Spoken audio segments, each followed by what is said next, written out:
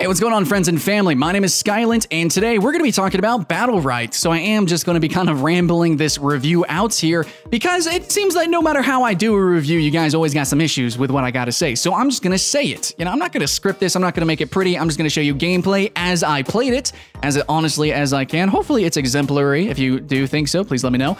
But I'm also going to tell you my thoughts, my insight into the game. So immediately, how long have I played Battlerite? I have 22 hours. I've watched a good bit of it as well. Some tournaments or, you know, some bunny ears tournaments. Though they do actually, I believe they're having monthly tournaments, like legitimate paid tournaments. So this game is actually pretty serious. And I have watched a lot of that. I've watched a lot of streamers and I've been talking about it with people in the Discord. Links in the description, by the way, if you want to join our Discord. And we've all been kind of playing together, having fun, having a blast, I think. But of course, there's going to be some issues. That's what this is. Pros, cons, all that good stuff, and just overall my experience of 22 hours, also playing ranked. Currently, I'm like Silver 3, and that is where I'm going to start this video. What is Battlerite? One, it is a brawler. I don't know if that's like a technical genre name, but if you look at games similar to this, they always have like brawler in the description somewhere, so that's just what I'm going to call this game. It's not quite a MOBA. You don't have any RPG aspects to the game, and you don't have lanes or minions. It doesn't really resemble Dota in any way. So, I mean, you could probably call it a MOBA, but in the end, I feel like it's really something different. It's really in between MOBA and fighting game. In fact, you might even be able to debatably call it a top-down fighting game. But in saying that, it is a competitive game. First and foremost, like, there is no PvE mode. There is like really a giant emphasis on the competitive nature of the game. Like I said, monthly tournaments with payouts and all that good stuff. So this is still probably most likely, not only is it a weird genre, being a brawler, but it's going to be niche also because it's going to be competitive. Generally, competitive games that are like in wholly unique genres, you know, like a lot of arena shooters and some RTSs, they tend not to have a big population, but Battlerite actually launched with a big population. So comparing it to stuff like For Honor and maybe like Absolver, I think Battlerite is going to keep a player population that's actually pretty healthy. So yeah, if you're worried about that, you know, you saw some reviews of Absolver, population completely died off, or some other games like Archblade, you guys remember that game? And a few others. I think that Battlerite is going to be here to stay, and I think it's going to keep as big of a population as it possibly can, especially being free to play. It is a fun game, and I think it's going to outlive a lot of games, like a lot of MOBAs that recently came out. You might even stretch and say gigantic. It's going to outlive those games, and it's going to outlive like basically all the other MOBAs that have come out previously. Battlerite kind of missed the MOBA wave, but maybe that's a good thing because it's not quite a MOBA, and it's trying to do something different, and it's actually more of a brawler. It's on that brawler wave. So we saw a couple games come out that are like that. Like I said, Absolver, you could probably consider it like that. For Honor, you know, so these like, it's sort of like these team-based 3D fighter games. So Battlerite, though, takes a lot of inspiration from MOBAs, and specifically, though, Battlerite is the spiritual successor to, well, I mean, it's like a literal successor because it's made from the same guys of Bloodline Champions. It's a little bit of a different game. Now, if my memory serves correctly, I only played that game once. I logged in and logged off because at the time I was completely biased against MOBAs, period. It's like, oh, it's top down. Fuck this game. Okay. I never really played the previous version. It also looked dated instantaneously, but so did League of Legends. So Battlerite's coming out when I've never really played games like Battlerite. Or at least whenever it was announced. Since it was announced, I've actually played a lot of games that are like Battlerite, and I've come to find that games that don't seem like Battlerite, like top-down, actually are. Like I said, For Honor, Absolver actually have a lot of similarities with Battlerite. But yeah, I played this game called like Secret Ponchos, which is like directly very similar to Battlerite, which died. A bunch of other games too that are essentially no names. Like, you're not going to know the names. Nobody knows the name. Nobody remembers them. They have 0 players online, and yet I played them because I was excited for games like this. You know, I played For Honor, I played Absolver, pre-ordered all those games, and I'm super excited. Like, this is my bias, guys. Sort of kind of spitting at the mouth here for a game like Battlerite. So now you know, it's a competitive game, and it's a competitive MOBA fighter game. It plays more like a fighting game in a lot of ways. And also, Skylent is really hyped about this game. Coming off of that, my hype did not crash, and I'm so thankful. It was about to. I have to be completely honest. I was streaming it before launch, before it went free to play, because I actually had the Founders Pack. And I was so ready to kind of just poop on this game because they weren't adding enough characters. Like, it was in development for a long time, guys. Long enough for me to be inspired by Battlerite to play all these other games. So it took a little bit for this game to kind of get rolling and finally launch as free-to-play. And I still think it's lacking maps, and I still think it's lacking game modes. But aside from that, if we just focus this review like everyone else does with their reviews on what this game is trying to focus on and its demographic, I think it totally nails it. I think Battlerite is a really clean looking game. Aesthetically, it's really easy to see what's going on. Generally, I mean, for what the kind of game it is, where all the fucking explosions and, you know, how bombastic everything is, it's actually really clear and concise. You know, all the different abilities. All the abilities have very clear wind-ups, unless it's like you purposely kind of deceive it, throw it in the shadows, and then move the, you know, your claw, or whatever. There's lots of different abilities that you can do weird shit with, but for the most part, everything is clear, in your face, you know, unless obviously there's invisibility or you throw something out of sight. So it's a very competitive game, and every single skill in this game takes like skill. But of course, what is the definition of skill? It's very mechanical based. Battlerite does lack what true MOBAs lack, and that's going to be like itemization. You do have builds in the game, but they took away the RPG elements. They're battle rights, and now you just have traits that you pick at the beginning of the match. So you just have that. There's a little bit of customization. It's kind of soft customization. It's cool. It's neat. I like it. I kind of wish there was a little bit more, but in the end, it's nice. It's good.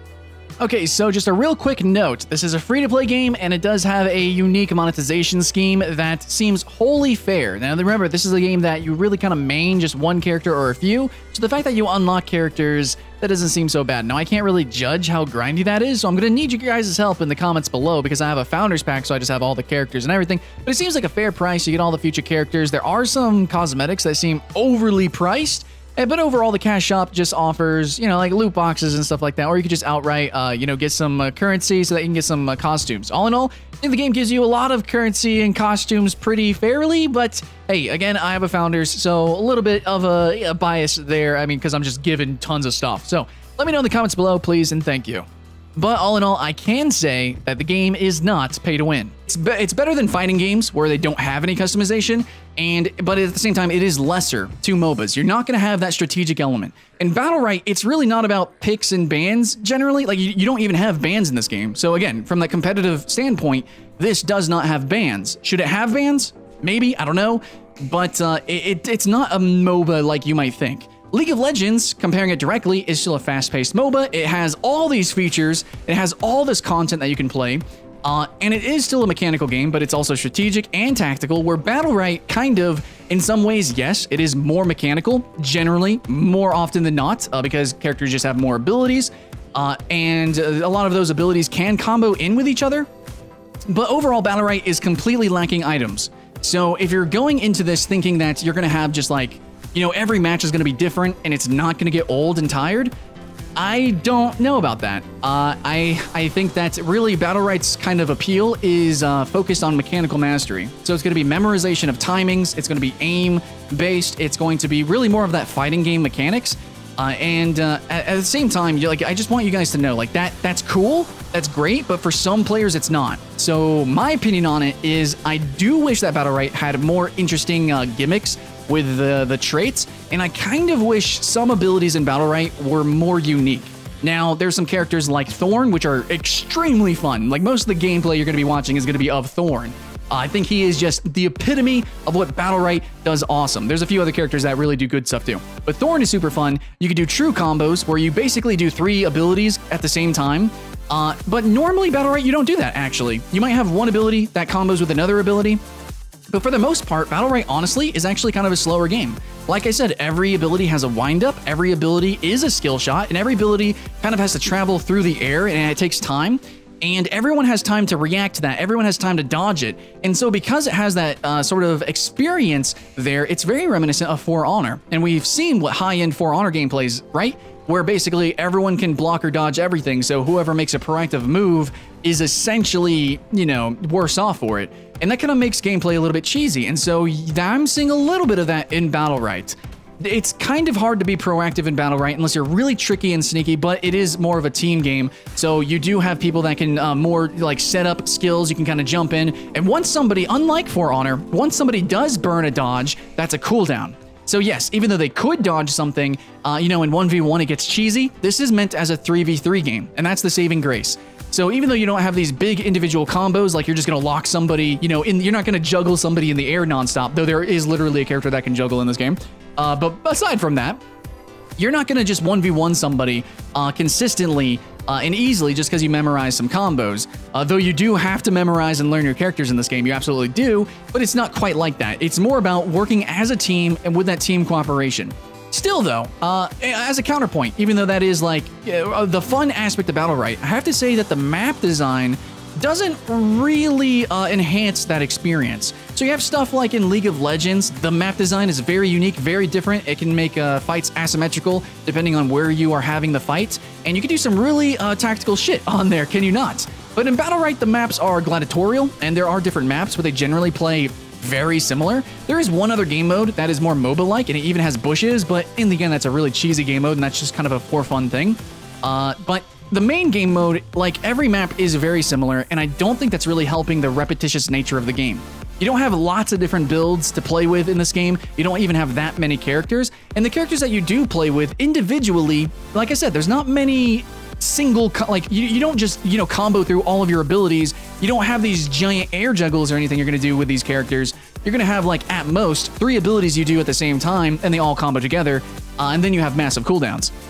So there is a lot of downtime actually for a game that plays so fast, you know, 2-minute rounds. There's actually a lot of downtime. A lot of skills are actually very slow, and the gameplay can be frustrating. So if you're just playing 2v2s or just trying to do 1v1s, and if you're just spamming Battlerite as a whole, I do think that it does have like a limit actually on how much fun you can get unless you are a competitive-minded individual. Unless you are truly competitive at Battlerite, I don't think that this is a game for you if you're just jumping in casually. It doesn't have fun casual game modes. It does have one. I don't think it's good enough, frankly. But overall, it's a cool game to try and play for a little bit. And I think you can probably get a dozen hours of this and have a great time. Absolutely. You don't need to play free-to-play games consistently to have, you know, your money's worth. You can jump into this game, buy the character packs, play all the characters a couple of different times, find some ones you like, you know, try out the ranked ladder, and then that's it. You're good. You can have, you know, 22 hours, 10 hours. You can get your money's worth and you can have fun. But I think for Battlerite to really survive and to really keep its momentum, which it has momentum, it's going to need to keep adding in new maps. It's going to need to keep changing around some characters. Like, for instance, I guess I would say that there's some characters that are just straight bad. Like, they're just not good characters, and they have too many similar abilities to other characters, and I just think they need to be reworked. So yeah, let's rework some older characters. Let's keep reworking maps. Let's keep updating the game and changing the game and evolving the game, because that's why people play these kind of games in the first place. We want new characters, new maps, new designs, new gimmicks, and definitely focus on the trait system, because that's actually the newest system in Battlerite. You go into a game, you can kind of select, you know, maybe attack either slows or does more damage. Maybe a different attack, it's going to heal you, or it's going to snare, you know, someone instead. So yeah, it's kind of cool that you can kind of choose that, and you can kind of have a little bit of a playability, like depending on who you're fighting. If someone's more ranged and they're more mobile, you might want that lockdown instead of focusing on healing or something like that. So that's cool. I like the concept there, but it's a big departure from what we had previously with the Battlerite system. Just a little history for you guys. Every round you would pick one card, and then that card would modify your character. So you had like a build order kind of actually as you played the game. They totally did away with that, and I think that this system isn't quite mature enough.